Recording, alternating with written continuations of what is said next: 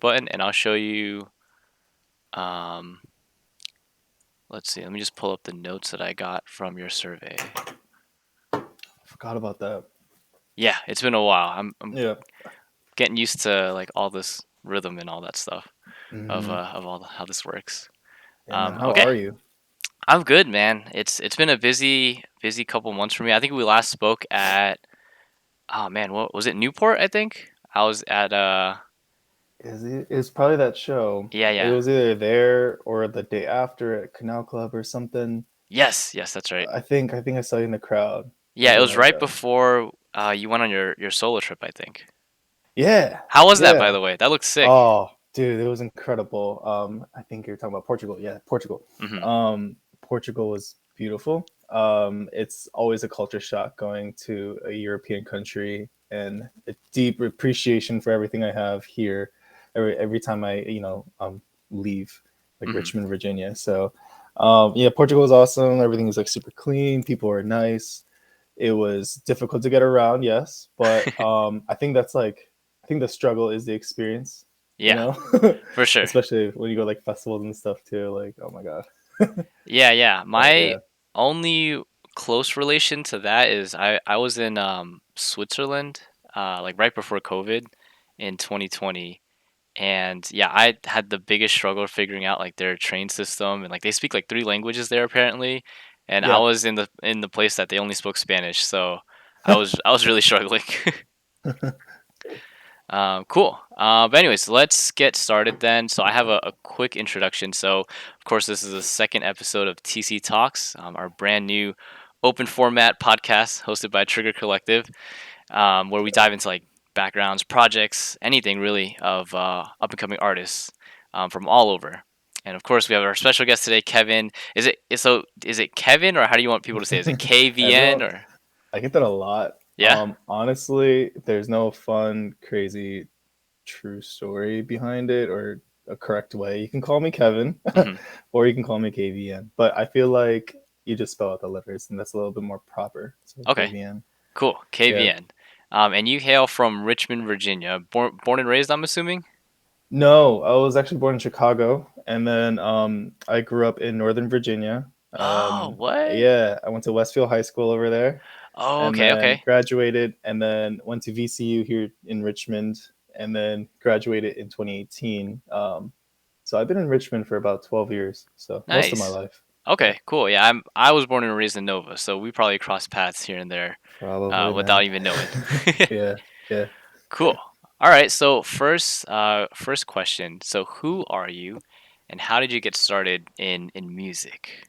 Oh man, who am I? Deep question. Um, let's see. Music has always been a part of my life. I played instruments and was in concert band, marching band, and all that during my youth, all the way up to like high school.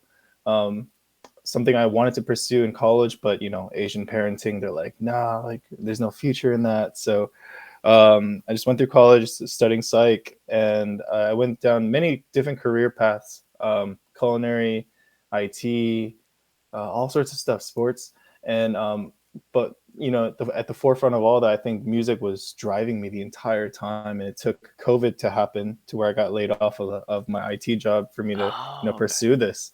So I started getting into I bought my first board and started getting into everything. I think it was like September of 2021. Uh-huh. That's when I picked up the board and started like learning on my own. And yeah, that's like the whole like background behind the music. But in terms of who I am, I'm a Korean American DJ, producer who freaking loves everybody and loves music. I don't know. Yeah, man. No, um, that's a solid answer, yeah, and I can definitely tell from interacting with you and in the brief moments that we've had together down in Richmond, I can tell that this is truly the passion. And I feel like a lot of yeah, people kind of start off like that, where they have music as this escape, and eventually it transitions into something more than that. yeah. So can you talk a little bit more about how I guess you got started earlier? So you picked up the first board, and is this where you and like Enzo promo begins, or was it just Oh you literally in no. your bedroom? And so it's kind of wild. I went to Los Angeles Music Festival in 2019, 2016, Hmm. and 2020, not 20. Anyways, I went to Lost Lands, and I met an amazing group of friends, and they're from all around the U.S. And we, throughout COVID, sorry, there was like all the lockdown, and nobody could go anywhere, and people were just like partying in their house with their friends and stuff. So essentially, I was part of that group, and we decided to get like this amazing lake house Airbnb, and a bunch of my friends flew, and we all converged on this one spot, and I just took that opportunity as a time to like learn DJing. I don't know why. It just I just wanted to pick up a hobby, and I think it was probably like an advertisement that came around or something, Yeah. and caught me at a good time. But I just bought the board, and I trained hard, pretty much learned everything, asked a lot of questions, and took on this journey for about a month and a half. And I was in preparation for this event with my friends. We Oh. call it Halloween Weekend because the event happened through the whole Halloween weekend. And it was like my little debut as a DJ. And I Hmm. played like two like really long, like 90-minute sets for like my first DJ Holy experience crap! ever. As your first Yeah. ever gig? Oh Yeah. my gosh. Yeah, but it was amongst like like my freaking peers, like my best friends, and so of course it's nerve wracking and whatnot, but yeah, that's kind of where everything started. That was Halloween of 2021, and Enso, actually my promotion team here in Richmond, we started. I think we got the LLC in like February, so like 4 months later, Yeah. something like that. That's when like COVID was like fat, and there was like the 25-person uh like limit for group activities Oh and stuff like man, that. I forgot That about all those that. mandates. Yeah, it was around that time, and we started just in that era when kind of everybody left the promoter, like all the promoters, sorry, in the city just kind of like left, and there was not many events going around. Right. So we just kind of filled that void a little bit and came in at a really good time. That's Um, awesome.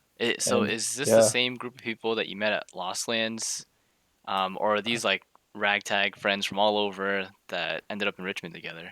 yeah. So technically, if we're getting very technical, this was a whole different group of people at the time. Mhm. And so Enso started with me and my buddy Jay. He goes by Jay Static. Yeah, yeah, I And met we're just like, man, we miss shows. We live here. Let's like just freaking throw one, right? him. And then let's start this company. And then we're just like, let's do it. And then so we started that. And then we realized a little bit, like pretty shortly after that, something like this, you definitely need more than two people on board Yeah. for a big show promoter group, I guess. Hmm. So I just started kind of like reaching out to like some friends, and like kind of hired Logan and Keen, and that makes the Enso group, I guess, us four. Yeah. And it was all very organic. Like I don't know, it's very innocent too. I was just like, hey, you're like really good at talking to people.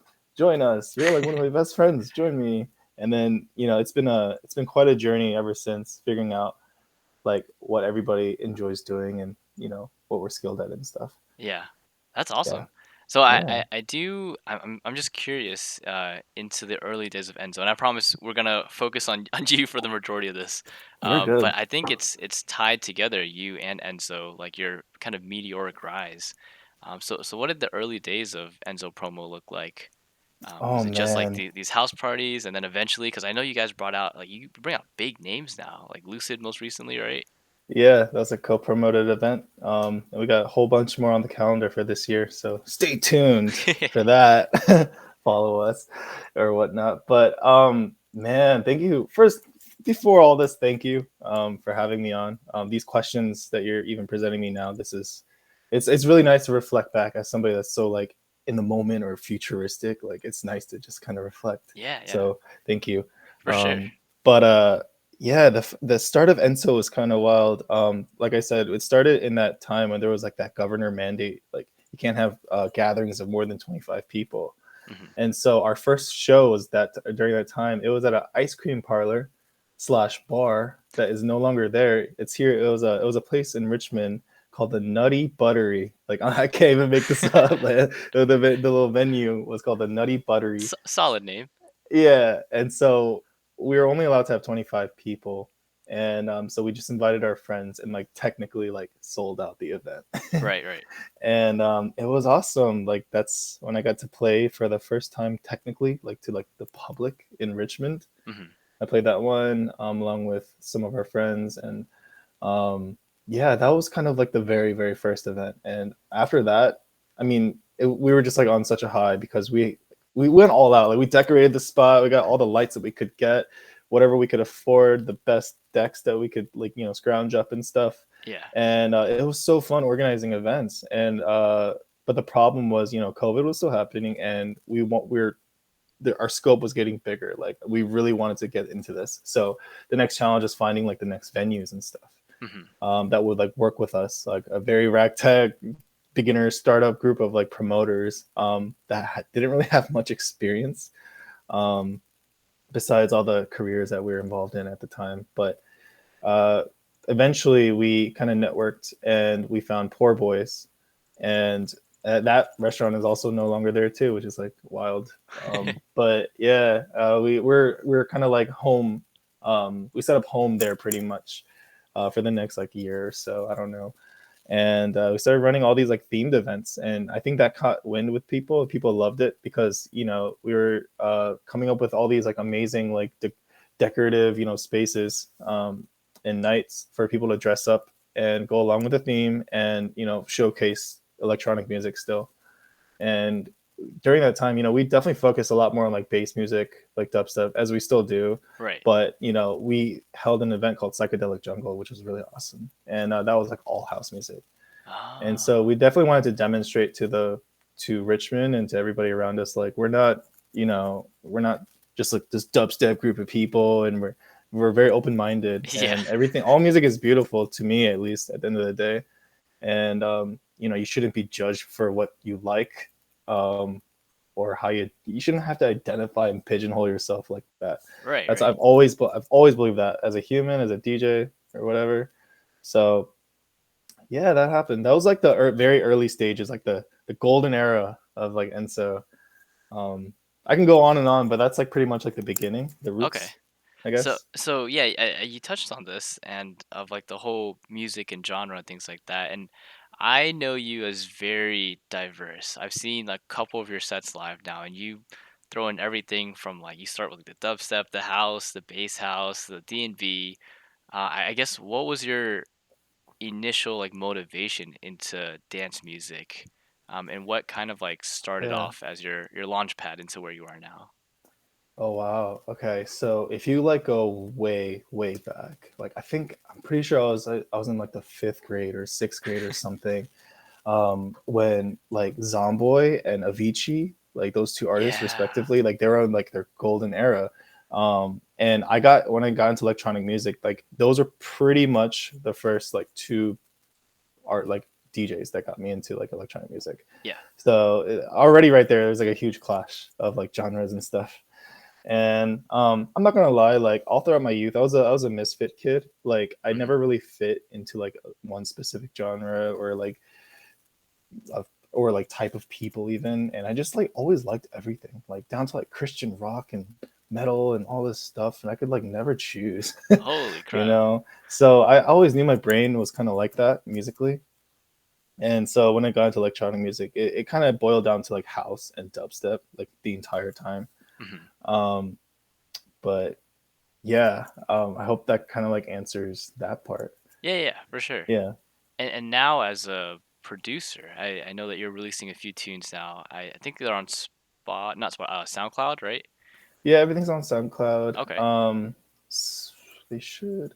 The remix I did, the John Summit where you are remix that's not on Spotify. Hmm. But the other two tracks, they're the originals. They're on Okay, Spotify. okay. So Yeah, those tracks are more on the heavier bass side. I guess I would say so. what makes it like your sound? How would you describe your genre or your Yeah, artwork? yeah. So for me, I think it's crazy. I'm releasing all this stuff, but then I'm still like naturally just like finding that sound. A lot of stuff I'm just happy with. I'm just like releasing. Like I don't even really care. Mhm. However, like I think after the last I don't know 6 to 8 months, of like, getting really into this and really releasing stuff, I've noticed that like I tend to really like the dark world, so to speak. Like I like when there is a song and you can just feel like an ominous like atmosphere Yeah. almost. And I wouldn't say like evil, like freaking Murata and like all like Sudden death and all like that. that's a little bit too much for me, but I do like the whole like I keep mentioning artists because they're easier to relate to, but like Death Pack, for example. Uh-huh. Death Pack is a really amazing artist in which I get a lot of inspiration from overall. And so I think that's kind of like the direction that I'm like going towards, but still like never being limited to a genre. So um, I don't know. I've been experimenting a lot, and if you hear the three releases that I've put out, they're all different, Yeah. and they actually like all have like somewhat of like a theme Mhm. of like mental health. Actually, Okay. um, I named a lot of the songs based off of like how I was feeling like while writing it and like the journey I took, Right, and right. so yeah, I can go more into that too. But that's essentially like I guess what makes me a little bit more unique. I Yeah. guess. A lot of the sounds you're hearing, yeah, it might sound somewhat similar to like your favorite artist, but I'm always trying to tweak something within like the 3 to 4 minute track to like Mhm. make it very signature. So I started doing like watermarks. Like I don't know. Ah. I yeah, that's coming up. It's kind of like a spoiler, I guess. Started doing like watermarks like within the song to kind of make it a little bit more unique. And I'm still figuring out ways to just like be a better producer and like learn more. So like sound design wise to make Right, myself right. unique. Yeah. Yeah, I think all art, no matter what form, music, painting, photography is, they're all derivatives of each other.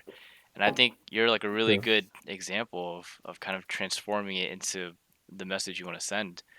Yeah. And I love the whole touch on mental health thing. I know was it your first big release was Mind Over Matter? Yeah. What Oh was my. your kind of your thought process behind that? You want to dive into that? Yeah. Oh my gosh. So first of all, I like to like credit a lot of like homies, like local homies around here, Hmm. that helped me like get kickstarted into like the production world. Whether it's like physical equipment or just a general basis of like how to produce music and like the structure of stuff. Because without them, I wouldn't have been able to even take on this journey. And Mind Over Matter came as I was just like fiddling around, getting all these like sample packs and just trying all these things with production. And I knew I wanted to do something like dubstep like, but also like I wanted to come out the gate strong, and I wanted to make the whole production of a song like multiple different genres and really define who I was. And I'm not gonna lie to you, like this journey was a lot. It was hard. I was going through a lot at the time, and I almost scrapped the project like multiple times. What? And I was keeping it so under wraps because like I just like to be like a silent guy and then like work in the shadows. And even my freaking fiance had like no idea. I was like just being super secretive just for fun because I wanted Hmm. to just shock the world, right? But yeah, it was a hard journey. In hindsight, I probably shouldn't have done that. I should have probably like had people to just keep me in check, Yeah. because it was bad going through that. But yeah, Mind Over Matter. That was like I was sitting in some sort of like Uber with friends or something, and I think somebody just said that phrase just like out loud, and it just kind of hit me. That was around the time when the song was like mixed and mastered, ready to like publish whatever, and I just didn't know the name of it, and somebody just said it, and I don't know how much you believe in like spirituality or like things are like meant to be kind of thing, Oh, but that's essentially how it came. very I was much like, believe in all that. yeah, I was like, this just sounds so right, Mind Over Matter, and it really defined the song for me, and I just Awesome. stuck. I just stuck with it. Yeah. Sick, man. So what's next? So you started off as I think on the DJ side it sounds like, and then Hmm. production, and you're working your way with Enzo as well. So Hmm. what's kind of next on your bucket list or next on the horizon as an artist? Yeah. So, people that know me, they see the DJ Kevin, but they also see like the promoter Kevin, like the Enso Kevin. Yeah. And you know what? I'm gonna be honest. Like the Enso Kevin, the promoter lifestyle, I guess that I kind of like kickstarted. I do want to kind of put that on the back burner for a while. I'll have my roles and stuff, but I do want to focus more on my personal career, like DJ career, a lot Right. more. And so you might see or hear me speak way less about Enso stuff, and just focus a little bit more on my DJ stuff. And I don't know, that's so all encompassing. Like there's so much to this industry and this world and this career as a DJ producer. So not only am I going to work on more music, but play more shows, of course, like higher caliber shows. And um, I don't know, take more breaks. I really should. And just like have fun and just learn more about the industry. Like as I like, build. I'm meeting a lot of like amazing people, whether they're other artists or like managers or something, or um, like talent agents or whatnot. And I don't know. I'm taking this time to just like chill the hell out a little bit and just like learn more and just listen. Yeah, Um, yeah. I know you just wrapped up your first ever headline tour, your Unbound 2023, right? yeah, yeah, I'm sure that must have been a whole journey in and of itself, going yeah, from city to city. Like, what was that process like? I mean, this was your first big headline, right? And yeah, multiple cities and stops like that. What was the yeah. process like to reach out to these venues or promoters and get yourself booked? Yeah, hence the reason why I keep saying like I gotta like chill a little bit. That was wow. It started in February, ended not too long ago. It was like 2.5 months of a lot of stimulation and a lot, like a lot Yeah. of traveling, a lot of energy, a lot of music.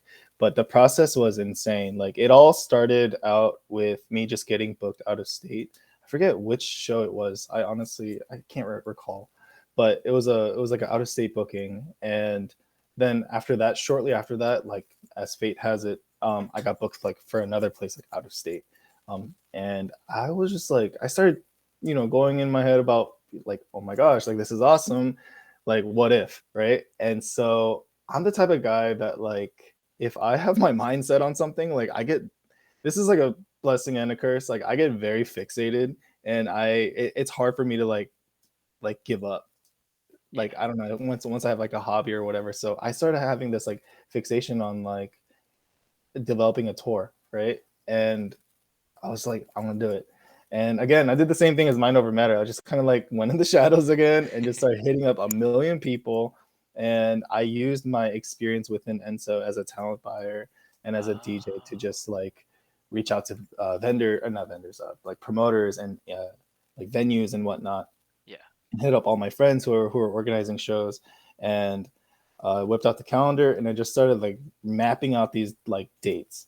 And honestly, that sounds all cool, but if you don't have management, which I don't, Hmm. it's a lot. There's a lot of moving parts. There's a lot of like I'll call it like metadata, a lot of small information that you need to collect and you need to make sure are right so that your performance on the day is smooth sailing. And that was one of the bigger challenges because not everybody does business the same way, Right. and some people were harder to work with than others. Some venues were better. um, and so yeah, navigating through all that while doing the traveling on my own and routing that part out, that was a lot. But you know what, it was worth it because I truly felt like I was changing and possibly even saving lives Yeah. and influencing people with positively with music. And that was like enough. Like money, whatever, I don't care. Right. Like that Right. will come down the road. But I don't know, just the opportunity for me to play music and especially like my music, like outside of, just my little city. I don't know. I'll eternally be grateful, and I don't care what kind of toll it took on me physically. Staying up 2.5 days, like I didn't care. Yeah. It was worth it. Oh Yeah, my gosh, man. That is so freaking awesome to hear. And very like humble of you too to to hear like you don't care if you go into the red financially. You don't care about the emotional strain or physical strain that you go through. It's all about the message and putting it out there. yeah, yeah. I mean, it changed my life. Like, I'm not gonna get too much into this part, but like before I was really into this scene, like going to shows and festivals and even getting into DJing. Like before all that, I was not the most pleasant person. Like I didn't really like myself then.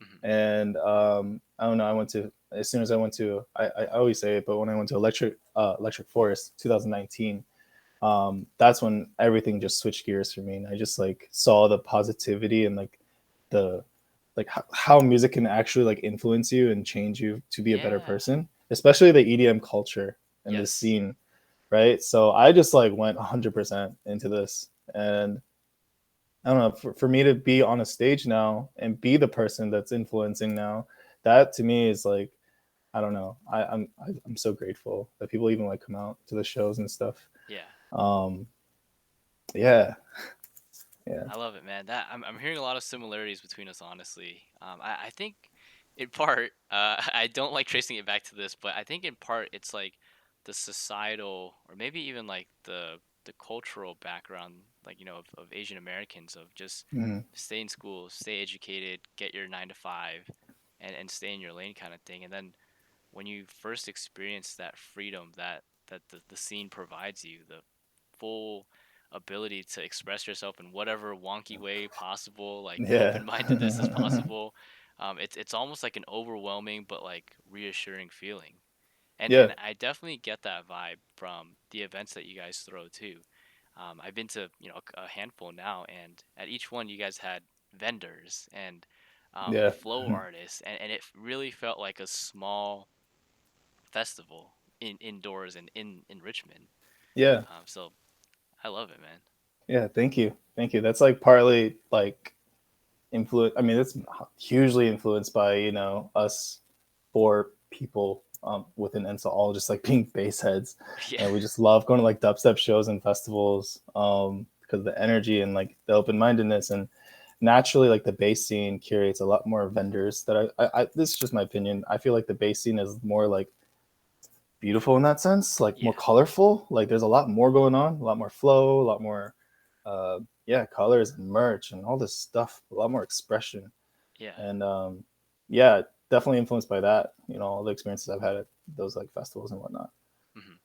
Yeah, Well, that's awesome, man. So I think we touched on everything that I had noted. yeah. Um, I don't know if there's any off-topic things that you wanted to bring up. You said upcoming, you're focusing more on your solo career and less on the promotional, like you're taking off your promoter hat for a little bit. Yeah, Uh, that's something that's happening like very like recent, like right now. yeah, Um, yeah, just coming off of that tour and just being at home more and design. I'm actually like designing a studio right now in this room, designing like a little studio. And oh, sick. I've been operating off of like a freaking old like i5 laptop on like a kitchen table, no back support, like for like the worst Oh my conditions for gosh. like a DJ producer Yeah, for years, for like 2 years. And I was like, you know what? No, like I'm gonna take this time and I'm gonna like do this right, yeah, build a space, be comfortable, so that I can get in like those workflows, right, right. Um, so yeah, I'm just kind of relaxing on that part and just trying to be a little bit more strategic. Like when I first started DJing and started getting recognized, any opportunity that came my way, I was like, yes, yes, yes, yes. 7 hours away, $20 pay, yes. It'd be like ridiculous or something. Sometimes no pay. Sometimes the pay is Yeah, if just that. recognition, right? If that, yeah. And I realized like, okay, I can, I'm still down to like help homies and stuff and Right. whatever, but I want to like recognize my worth and I don't want to be stuck in a hole. This is like I realize like this is how I push my brand a little bit more, is like being a little bit more firm on who I am, Hmm. and like how much I'm worth. So I don't know, I'm being a little bit more strategic in that. And during this time trying to get deeper into the industry by like seeking out management and hopefully like joining like a talent roster or something. I don't know, Yeah. and networking and collabing more. So yeah, I know that's a lot, but I'm just trying to stay grounded and enjoy the process. That's Yeah. like first and foremost. It's like I'm not trying to a lot. I think a lot of people fail in this where they like just keep fixating on like like the end point, like, oh, I want to DJ at Lost Lands or something or whatever. They might like, that's cool, yeah, like that's an amazing goal, Right. A good dream but to that have. might cloud you if you're just so fixated on that. Like you should really just enjoy playing at the local bar that you're playing at and like see the value in that too, Yeah. and not compare yourself to others. That's huge too. It's hard as it is. Hmm. Yeah. I think So yeah. comparison is definitely the thief of joy. And I love hearing about your boundaries that you're setting too, kind of drawing the line in the sand of like this is how far I'm willing to push myself outside of my comfort zone. And I think that ties into your personal life too, that kind of balance of studio time, personal time. You said you had a fiance. How has the career impacted personal Kevin? Not just, promoter Kevin and DJ Kevin. Yeah. Um, Honestly, I think it was a very, very good fit. In terms of like who I am as a person, my personality. Um, I always realized like throughout my youth that I have no problem performing. Hmm. I have no problem. I do get nervous like speaking in front of people. Like I had that whole thing as every kid probably did. But I don't know. I think I managed that a little bit more. I always had like confidence. I don't know how if that has to do with like me being like a Leo, and if you believe zodiacs or whatever. Um, but I don't know, confidence and just being a performer, being creative, and being a natural like leader amongst like a mass of people has always just been something that came a little bit more naturally to me. So I feel like the DJ lifestyle and the roles that a performer has to do like on stage like that it fits well with my personality. Yeah. And but the difference between this and everything else I've ever done in my life is that this is a lot of it more fulfilling. Like the impact, you have so much more impact on Hmm. people than everything else I've done. Such as like I was a hibachi chef. Fun fact. No way. Yeah, hibachi and sushi chef for 7 years. 7 Oh, freaking years before the IT. Like so, right before wow. IT, I was in the culinary world, and I was a sushi and hibachi chef. So I was like performing and uh, doing onion volcano, crazy fires and stuff, and cracking all these jokes. And so in that realm, it's kind of similar, but I was just like feeding people and Yeah, making yeah. people laugh, which like people are gonna forget that. Hmm. Like real quick. However, you play a beautiful like Rufus Du Sol song that you remixed or something, you could positively have a impact on somebody for the rest of their life. Yeah. Um, so I don't know. That's what's making this a lot more easy to navigate. Like I'm so like passionate about this. Like this is so much more now because of I realized that about music. Right. And so I'm Yeah. curious, is this like your full-time thing now? Like 100% effort, or is it like No. kind of a balance between like something that pays the bills and something that's fulfilling like Yeah, creativity yeah, yeah. wise? So early on during COVID too, I realized that as a promoter, we're living in a city in which, what's it called? Like all the venues were just not equipped with equipment and stuff. Ah. So I took that time where I saved up a whole bunch of money like before all of this. And when I got let go of the IT job, I just chose to get into not only promotion but also like investing, right? Okay. So I invested not only into like stocks and got into that, but I also got into equipment rentals. So I purchased like CDJ 3000s and bunches like subwoofers and lights, and those were used like with for our events, yes. But then people started reaching out to me, and they needed that for their events, and I was working out deals with them, and I currently just offer a huge like rental like service without even a Wow. website or anything like that. It's all just like word of mouth, kind of like being like a wedding Oh, I had DJ. no idea. Yeah, yeah, yeah. So like, yeah, especially my CDJ 3000 like rig. Oh yeah. That is rented out as of now at least once a week for like the rest of the year Holy almost. crap. Yeah, it's crazy. Like everybody needs them for their upcoming shows and Yeah, stuff. I'm sure. So that pays a huge chunk, and I'm so glad I invested in that because that was scary to risk all that money up front for Yeah. something like that. It Yeah. was like over like 14 grand at the Oh yeah, time. yeah. I know how expensive Yeah, CDJs are. yeah, it's like a car. And I was like, something felt right, and I just sent it, right? So I mean, there's that. Enso stuff, promoting wise, like that doesn't pay anything, like pretty Yeah, much. yeah. If anything, we just like keep going in the red and whatnot. But yeah, I mean, there's like just that and just like good investments, like overall. Um, I don't really like have a 9 to 5 or anything. Hmm. I'm just smart about money, I guess. Yeah. No, Or that's I really just try to smart. budget well. Yeah. Yeah, and it all kind of ties together, which is Yeah, awesome. it does. It does. For sure. So cool. All right, so we're coming up on 35 minutes. I wanted Hmm. to ask one final question for you. And this is the same one I'm probably going to ask everyone that comes on, but Oh God. what's a piece of advice that you would give to, I guess in your case, 2021 KVN, who's just starting out, just picked up his first deck? I'm assuming a DDJ 400 or something. Yeah, it was a DDJ 400. Yep. Yeah, buddy. Oh my God. First piece of it or piece of advice is, I mean, there's so many, but I kind of already touched upon it. I think this is huge, and it does have to do with like your pride and ego, and it's something that I've had to face for sure. Which is, this is as much of a community-driven thing. This is a solo venture. Like you should not really care so much about the other DJ next to you, or so much about what the crowd thinks about you. I mean, don't be a dick, of course. Like be Yeah, respectful, yes, but you know, um, do this for you, and eventually, like I feel like if you're so genuine about it and you're producing good things with like good intentions, then people are going to go along with you. And at that point, you don't have to play for the crowd, you play for yourself, and then people follow you. Like I think there's like a huge misconception there that the DJ like has to play for the people, and it might be for like certain settings, like at a wedding right. or a club DJ or something. But I feel like especially in the EDM like world, where it's such a broad tree of music and there's so much room to just like express yourself, that you should stay genuine and do this for yourself. Hmm. Essentially, like be selfish. Like it's okay.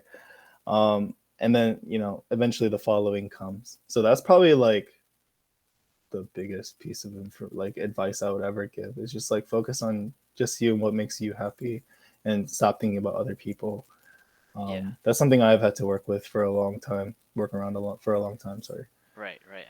I mean, it's a hard thing to keep in your mind because everyone knows and hears about how cutthroat the music industry is. You know, the backstabbing, the gatekeeping, and all that stuff. So Yeah. it's definitely like a mind over matter type thing. No pun Yeah. intended. Like you have Yeah. to remind yourself that you're in this. Like no one's gonna watch your back but you. At the end of the day, no one's gonna Yeah. take care of you but yourself. Yeah. But yeah, I'm a firm believer there's room for everyone at the top, and I think if you're genuine, people will see it and people will latch on to that, and similar like-minded people will latch on to that. Yeah. And like to piggyback off of that, like amongst like all the growth I've had in the last like 2 years as a DJ, Hmm. um, oh my gosh, the sheer number and amount of people that I've met is like absolute is astounding. Yeah. Especially when I was on the tour, like hundreds and thousands of people all. They're most of the time they're drunk or something, most of the time, and they're all trying to offer you something, and it's hard to see like how much of that is genuine or how much of that is like like kind of shady, or there's like Right, right. alter like intentions and stuff, negative intentions. It's hard to tell like during those times. But I think that over as you build, it's so important to stay grounded and develop and keep a small circle of friends around you Hmm. that are just going to keep you in freaking check, because it's so easy to let this go over your head and capitalize on um, all the fame or whatever that's coming from this. Like it should be strategic, and you should be, yeah, grounded. You should never lose who you are as a human, and I see it happen all the time to like the bigger DJs too. Oh you know man. and it's a sad reality. Like it's so easy to just like quit, or almost like give up on yourself, Yeah. and lose yourself during this time and like fuck up pretty much. So yeah, that's probably like another piece of advice, is just to like yeah, find your people. Like they'll be very obvious, like the ones that are genuinely showing up for you with like no, like they don't, no, there's nothing in it for them. Right. It's just because they love you and they love your energy. um and then you'll come across the people that you just want around you for business sense. There's those people too. Hmm. But it's important that you learn like people skills, so you can like figure out like who's genuine and who's not, Yeah. and be able to protect yourself better, I in gotcha. that regard. Yeah. Oh, that's awesome, man. Thank you again Yeah. so much for taking the time to speak with me. Like I'm fairly new to this whole world in general, so this opportunity to speak with you, to hear about Enzo and your rise as Kevin is so many lessons for me personally, and I hope we can share this message to as many people as possible, and we can all find those like-minded, genuine people in this scene. Yeah, I mean that was like one of the this is the main purpose as to like why I wanted to like hop on this. Hmm. Is technology has gotten to a point where this 40 whatever minute conversation can spread to thousands of people like instantly. Yeah, And this is something I would do with somebody like in person. It's awesome, like you just sharing all this stuff and helping others and whatnot. But I don't know, I wanted to do this so that anybody that's listening can learn something from this, learn from my mistakes, and also learn from like my wins and stuff, and kind of um, echo everything you've been saying too, which is like there is room for everybody at the top. And I don't know, at the end of the day, like the music will prove everything, right, right. and um, yeah, I'm very excited for what's to come. And thank you. Yeah, This is man. awesome. Of course, of course, of course. I'm gonna link everything I can down below. Your SoundCloud, your Instagram, your LinkedIn. If it's out there, I'll do whatever I can to Yeah, yeah, to yeah, spread the word about you. yeah. Much love, man. Thank Yeah, you. right back at you. Yeah, Thanks again, Kevin, and hope you take care, man. yeah. Thank you.